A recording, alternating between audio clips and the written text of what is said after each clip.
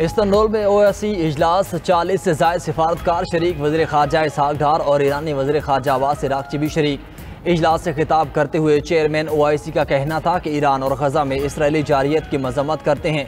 Iran और Israel के दरमियान जारी जंग बंद होनी चाहिए, मुज़ाकरात के ज़रिए तनाज़े का हल तलाश किया जाए। तुर्क वज़ीर ख़ारजा ने कहा कि तुर्किया ख़ित्ते में अमन के लिए हर मुमकिन तावन के लिए तैयार है।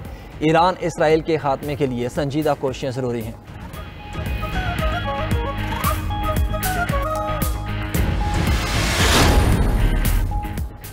इसराइल के तेहरान, कुम, बू, इस्फहान समेत कई ईरानी शहरों पर ताज़ा हमले, फ़ज़ाइया की बमबारी से इमारतों में आग। कुम में रिहायशी इमारत पर हमले में 2 अफराद शहीद। इस्फहान के वस्ती इलाकों में धमाके। इसराइली फ़ौज के मुताबिक हमलों में इस्फहान के जौहरी तनसीबात को निशाना बनाया गया। ईरानी मीडिया के मुताबिक इस्फहान न्यूक्लियर साइट हमले में कोई ताबकारी मवाद नहीं निकला। खोस्तान में इसराइली हमले में 4 शहरी शहीद। इसराइल का कुम में कुद्स फोर्स के सरबराह सईद एज़दी को शहीद करने का दावा। इसराइली वज़ीर दिफा के मुताबिक फ़ज़ाई कार्रवाई में ईरानी सिक्योरिटी मरकज़ तबाह करने का दावा किया गया। ईरानी फोर्सेस ने इस्फहान में इसराइली ड्रोन मार गिराया, वीडियो भी जारी कर दी। कुम में इसराइल के लिए जासूस के इल्ज़ाम में गिरफ्तार अफराद की तादाद 22 हो गई।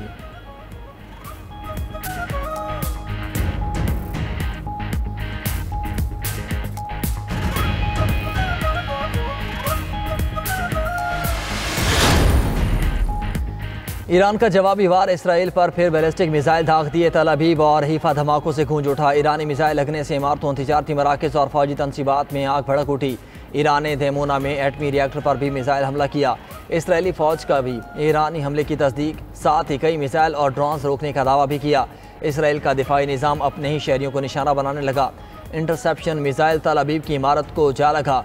इस मुसलसल हमलों और अलार्म की आवाज़ों से इसराइली शहरी खौफज़दा। इसराइली फ़ज़ाई हदूद बदस्तूर बंद, बेशतर ममालिक ने अपने शहरी इसराइल से निकाल लिए। चीन ने 400 से ज़्यादा शहरियों को निकालने की तस्दीक कर दी।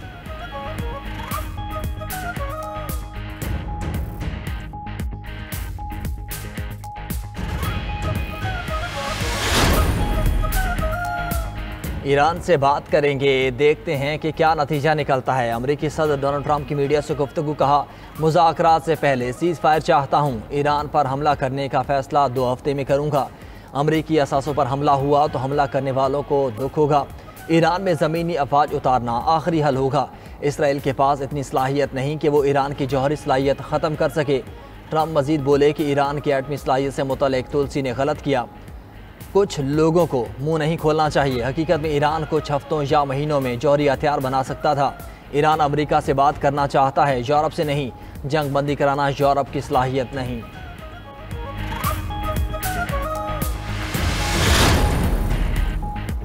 पाक भारत जंग में साबित किया कि पाकिस्तान एक पुरअमन न्यूक्लियर मुल्क है। चेयरमैन सेनेट सैयद यूसुफ रज़ा गिलानी कहते हैं कि अमेरिकी सदर भी पाकिस्तान की तारीफ कर रहे हैं। इसराइल के ईरान पर हमले की पाकिस्तान ने सख्त मजम्मत की है। जंगें मसाइल का हल नहीं होती। अक़वाम मुत्तहिदा से मुतालबा करते हैं कि इसराइल ईरान जंग को जल्द ख़त्म करवाया जाए।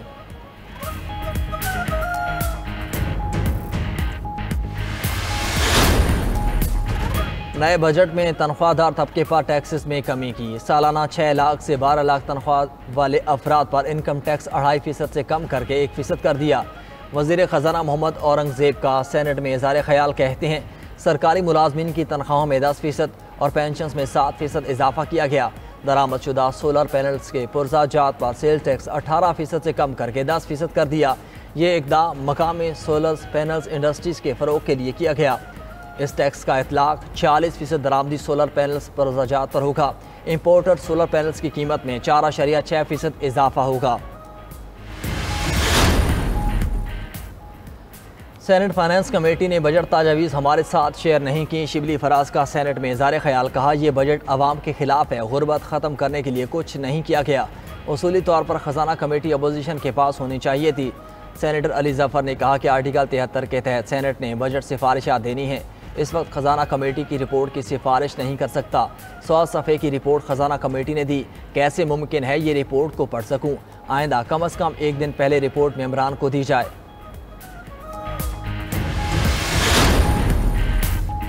नवाज शरीफ कार्डियोलॉजी सरगोदा में आउटडोर में काम शुरू हो चुका। नवाज शरीफ कैंसर अस्पताल में नवंबर में काम शुरू हो जाएगा।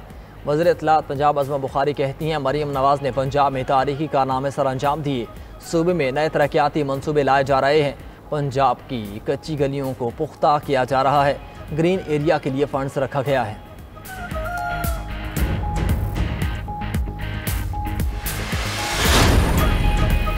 सुप्रीम कोर्ट के सीनियर जज जस्टिस मंसूर अली शाह की आईनी बेंच की मुद्दत में तोसी की मुखालफत 19 जून के इजलास से पहले लिखा गया खत सामने आ गया। मुतालबा किया कि 26वीं तरमीम केस के फैसले तक आईनी बेंच की मुद्दत में तोसी न की जाए। खत में कहा गया कि पेशगी बता दिया था 19 जून के इजलास के लिए पाकिस्तान में दस्तयाब नहीं हूँ। तवक्को थी कि अदम दस्तयाबी पर इजलास मुआखर किया जाएगा। माजी में एग्जेक्टिव मेंबरान की अदम मौजूदगी पर इजलास मुआखर हो चुका। 26वीं तरमीम फैसले से पहले तोसी बहरान को मजीद गहरा करेगी। ये तनाज़ा इदारे की साख और इस पर अवामी एतबार को तबाह कर रहा है। आईनी बेंच में शमूलियत का मयार और पैमाना भी तय किया जाए। बानी PTI के खिलाफ हरजाना केस की समाअत वज़ीर आज़म शहबाज शरीफ वज़ीर video link Lahore high court में पेश। कहा, जज साहब आपके सामने बहुत सी पेशियाँ हो चुकी, अभी तक मोहरों और दस्तखतों के अलावा कोई बात आगे नहीं बढ़ी। वकील बानी PTI ने सवाल किया, क्या बानी को भेजा गया लीगल नोटिस आपकी रजामंदी से जारी हुआ? शहबाज शरीफ ने जवाब दिया, जी ये दुरुस्त है, लीगल नोटिस मेरी हिदायत पर जारी किया गया। वकील बानी ने कहा कि आपके दावे में लीगल नोटिस मौजूद ही नहीं। वकील शहबाज शरीफ ने कहा कि अदालत हमें इजाज़त दे कि हम लीगल नोटिस पेश कर सकें। अदालत की दरख्वास्त दायर करने की हिदायत समाअत 23 जून तक मुलतवी।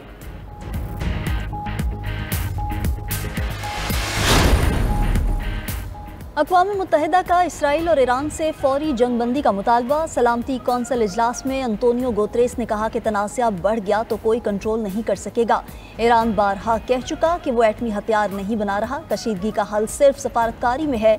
अमन को मौका देकर जंग से गुरेज किया जाए। पाकिस्तान की एक बार फिर ईरान की भरपूर हिमायत। आसिम इफ्तिखार बोले, इसराइली हमले ईरानी खुद मुख्तारी और आलमी कवानीन की खिलाफ वर्जी हैं। सलामती कौंसिल ईरान पर इसराइली हमलों की गैर मशरूत और दो टोक मजम्मत करे। उधर OIC वज़राए ख़ारजा का ईरान इसराइल जंग पर खुसूसी इजलास आज होगा।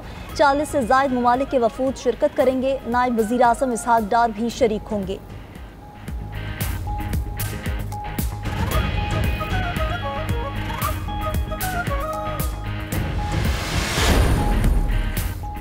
पाकिस्तान ने सीज़ फायर की दरख्वास्त से मुतालिक भारतीय मीडिया के दावे सख्ती से मुस्तरद कर दिए। तर्जुमान दफ्तर खारजा का कहना है कि पाक भारत कशीदगी के दौरान जंगबंदी की दरख्वास्त पाकिस्तान ने नहीं की थी।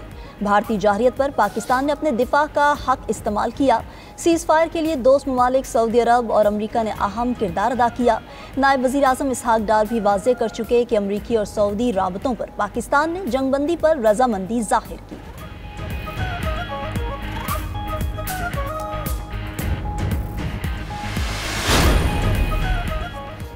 कराची में चीनी काफिले पर हमले में सहूलतकारी का केस। हमले के 2 मास्टरमाइंड्स का बलूचिस्तान में रूपोश होने का इंकशाफ। तफ्तीशी अफसर ने रिपोर्ट ATC में जमा करा दी। अदालत ने मफरूर मुल्जिमान के नाकाबिले जमानत वारंट गिरफ्तारी जारी कर दिए।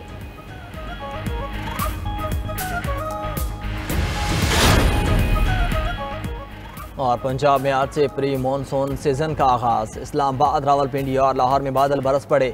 सूरज और बादलों की आंख मचोली जारी। महकमे मौसमियात के मुताबिक मुल्क के बेशतर इलाकों में भी 4 रोज़ तक बारिशों का इम्कान। पंजाब, खैबर पख्तूनख्वा और कश्मीर में बादल बरसेंगे। सिंध के शहरों कराची, सखर, लाड़काना, अंधाधु और जैकबाबाद में भी आंधी और बारिश का इम्कान। बलोचिस्तान में आज भी गर्मी का राज। शहरी घरों से निकलने से कतराने लगे।